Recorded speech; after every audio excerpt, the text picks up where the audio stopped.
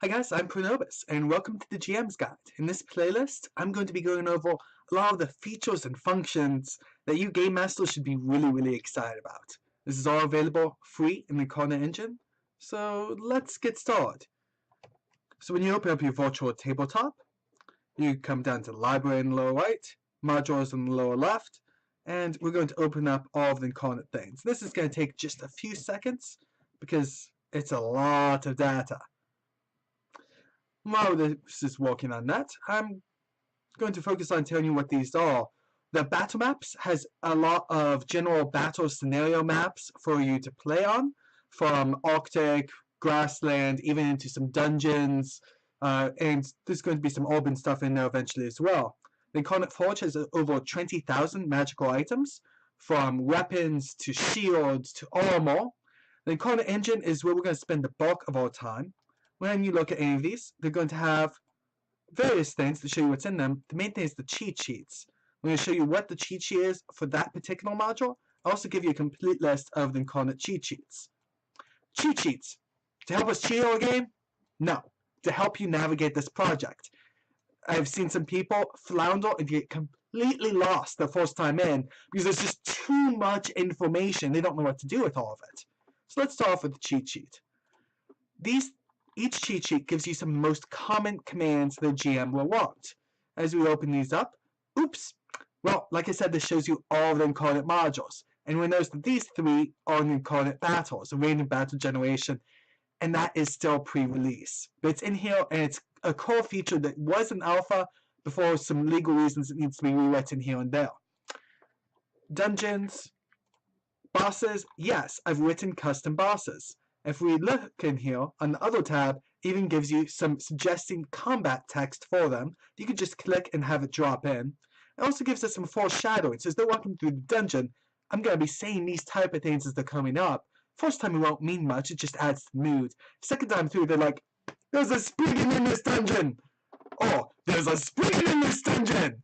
Depends on the fighting encounter last time, whether they'll be excited or really mad. And of course, once this is filled out, it has lots of stuff, you'll be able to just randomly roll aiming for a specific CR. So right now it's at 3, and it has a small chance of going above or below. In this case, it came up with Spelone. So that's the bosses. You have buildings, and again, you can roll for any random building, or you could say, I want a random commercial building. If you're wondering what this is, then you click Generate, and that gives you details. The General Store does not have much of a description yet. It's still a work in progress. And one of the cool things about the way I'm setting this up is I can continue adding information as we go. With the tavern, we see it's a bit more fleshed out. And again, you have the bubble to just drop the description in there for your players. Room cheat sheet coming soon. Oh my, I still have work to do. These are all going to be empty. That's why it's coming soon. But I've thought through which ones I want to have. It's just a matter of using the time and energy to actually do them all. Then we have all the NPCs by backgrounds, and these are all ready to go. If you generate, you're going to get a fully fleshed out NPC for them to encounter with enough information about it that you can roleplay it off. And I actually use this type of stuff to run most of my games as zero prep games, just based off of what pops out of the generators as they go.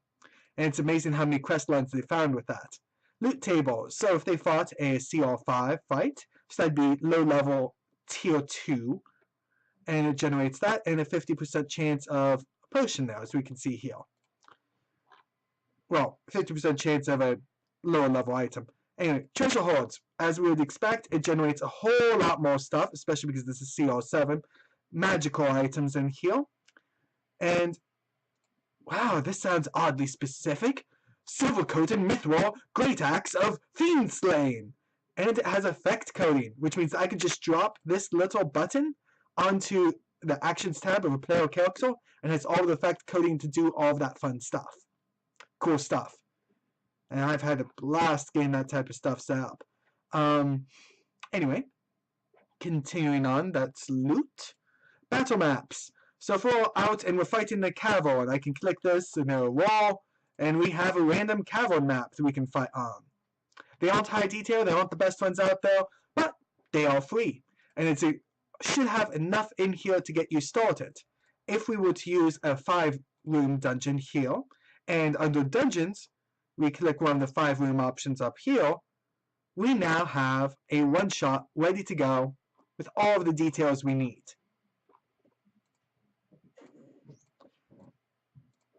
Okay, continuing on down. The Forge! You want a magic item where you can look them up by armor and weapons, and these will be in order of price. But I know that I have a warrior that's specialized in great swords. So, if I'm looking up in the armor. Oh, I know I have someone that wants plate armor. And so there I can see all the things that have plate in them. There's a bunch of other things that come up. Well, if I look for space plate, it's going to get rid of a lot of those. Oh, it won't. Anyway, you can sort through these. Unfortunately, plate has other things in it. But if I were to look for breastplate, that would give me all of the breastplates. If I had a fighter that's specializing in a great sword, hook up the weapons by price. Sometimes it takes a little bit here because, like I said, there's 20,000 items in these lists. It's a huge, huge thing. Of course, you can roll on any of these smaller tables to get one at random.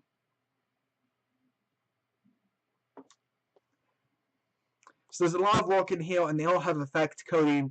The silver weapons already have silver in the attribute. So here, if we look for just the great sword, there are all of the great swords. Cool. And still in order of price, you can scroll down to whatever value you want to give them. If you notice the prices are a bit different, I've redone the price lines so that when used magical items like scrolls are no longer of the same value as a sword you get to use forever. Next up is the city generator. This is going to have a bunch of places where you can generate cities based on village and size and other things, pulling from the districts. The districts allow you to roll up a random district. So this is a medium-sized educational district, and that'd be something you'd find more in a large city. For the most part, what you're going to be doing is saying, and this all be done automatically in the city thing. So the city thing would be saying that for a village, we're going to have 2 small agricultural districts, and each of these are, again, things that you'd roll up and would have information inside of them. And probably the village will also have a small, maybe a tiny commercial district to have your stuff like general store and a couple restaurants. Also, maybe other things that have a tavern and something else. But that's all going to be pre-done for you in the city guide, as well as, if we come back up to the master cheat sheet, it's going to have all the information that those of you who've used this before are used to from this rollout. They'll give us size, alignment, demographics, how the government came into power, all of this good information. So there's going to be a way to do this a lot more specific, and because it's a lot more specific, I should be able to have reasonable flavor text. And that's a lot of why I'm switching over to the new, more detailed system. Well, that gets through the current cheat sheets, besides the ones that, like I said, are still in alpha, so I can't, pre-alpha, so I can't show them to you. So thank you guys for watching. God bless y'all, and have a great day.